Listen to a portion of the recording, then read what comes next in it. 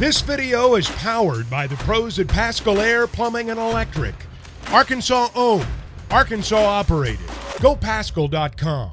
Time to talk with Alyssa Orange from Pig Trail Nation, who is, like me, on vacation somewhere out in the far-flung United States. I think you told us last week, Alyssa, that you were kind of meeting family from Virginia somewhere in the middle. Are you in Tennessee? Is that where you went to? Yes. Yeah. We're in Tennessee and Chattanooga. Specifically, there's a lake out here. So we've been spending some time at this beautiful lake house and hanging out. Not at the point where you're ready to take a vacation from vacation, are you? No, I've tried really hard to protect my time and energy. So really just chilling by the lake, haven't left the house, and it's been really nice. Yeah. It's easy to exhaust yourself on vacation, so guarding against it. For people that travel to cover the teams and spend so much time on the run, even just in Northwest Arkansas, I think hanging around in a house is not a bad idea at all. Sounds pretty good. Yeah. So I saw there's going to be, Matt, this is right down your alley too, by the way. There is going to be a United States League soccer team coming to Rogers. This was announced about an hour ago. A 5,000-seat stadium will be built in the Pinnacle Hills Entertainment District.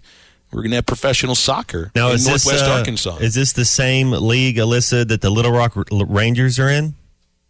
I don't know. Yeah. I read this morning the article. We kind of knew, they sent out a press release last week that was like, can't tell you details, but big news is coming. And so that's what we guessed, which is really exciting for Northwest Arkansas. So the USL Arkansas is what they're calling it. I still have to do some research, but it'll be really cool to have another option in Northwest Arkansas for sure. Well, there was a talk, was it last week, Phil, that a couple weeks ago about, was it an NBA team maybe expanding to, and I just don't see NBA expanding there, but I could see soccer having some success up in the Northwest Arkansas area.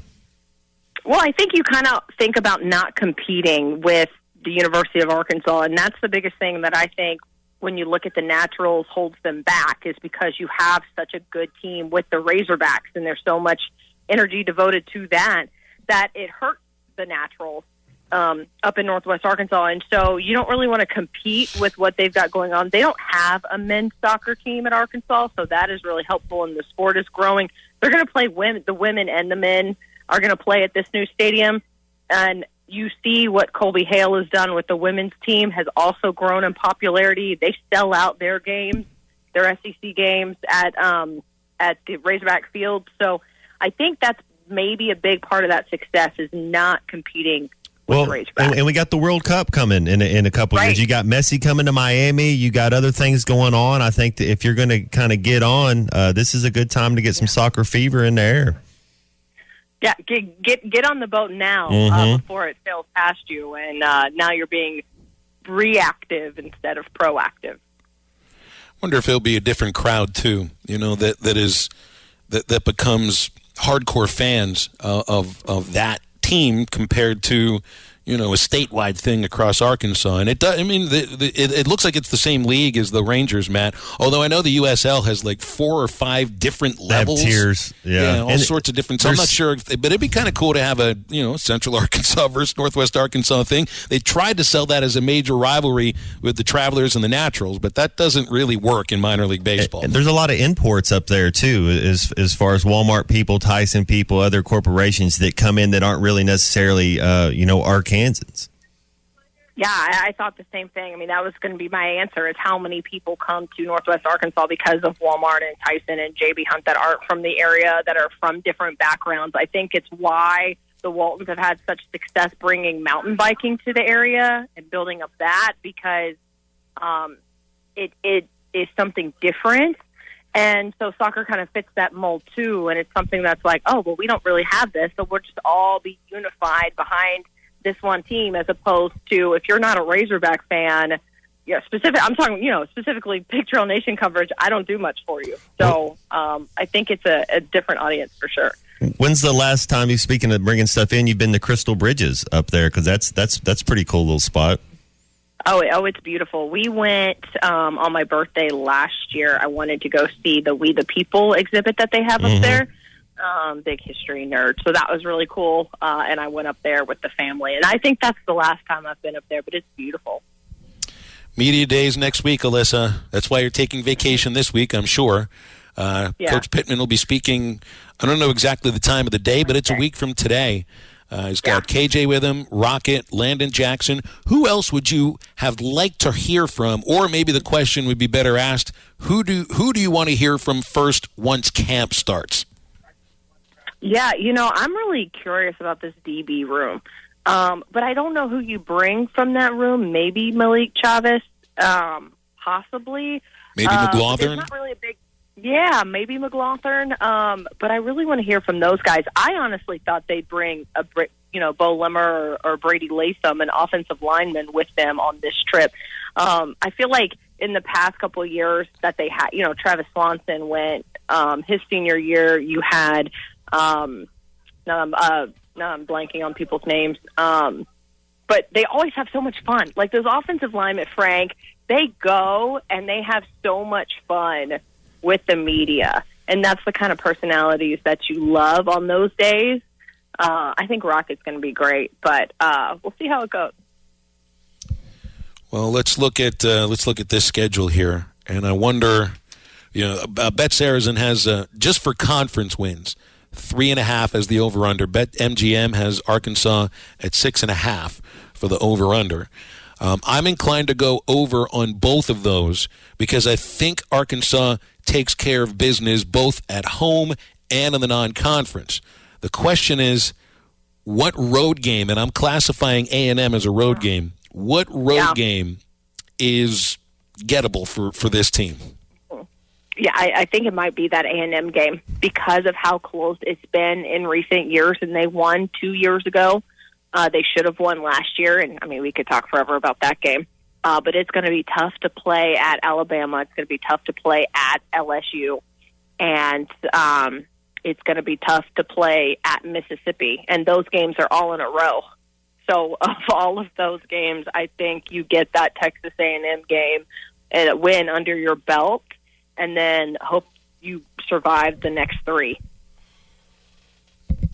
Yeah, it might be a matter of survival at that point, too.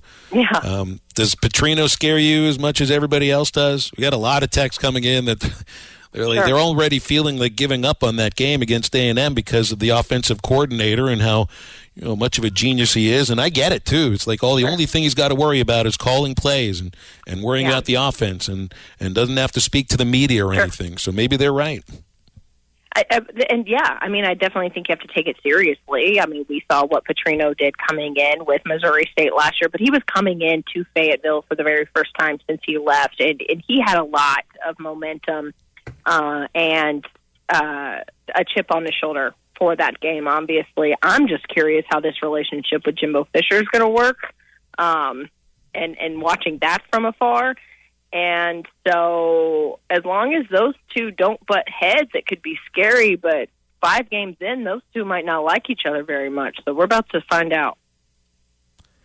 I question that as well. But if you're Jimbo, seriously, if you're Jimbo, don't you hire this man and let him do his thing and take your ego out of the conversation? I know we're talking about Jimbo Fisher here, but just that hire alone, making that hire, to me would say, I had to do something because we stunk last year, and now my job might be on the line.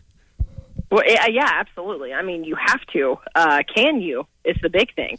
I've watched that man be stubborn at my alma mater and unfortunately not make changes to the defensive side of the ball until it was too late.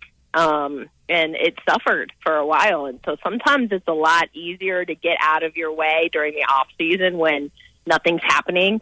But in the middle of a game, who's going to be screaming at the quarterback, Petrino or Jimbo Fisher? Yeah. I don't know. Alyssa, I saw a little bit of the highlights of Nick Smith. I don't know if you saw any of that, and he looked kind of healthy. He looks good. He can score on so many levels, and it looks like he has a bag of tricks up his sleeves when he gets the ball. Hopefully, he can stay healthy and continue to grow. I really think he's just comfortable again.